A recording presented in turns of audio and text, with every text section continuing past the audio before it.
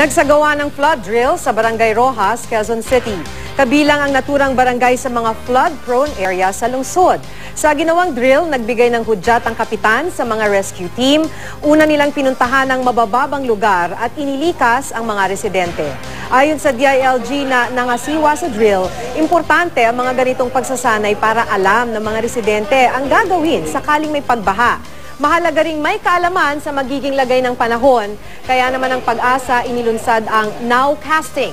Ito yung pag-aabiso sa kasalukuyang lagay ng panahon at ang aasahan pa sa mga susunod na oras. Makikita ito sa kanilang social media accounts at website. Inaayos na rin ng ahensya ang isang SMS application para maipadala ang mga advisory sa text.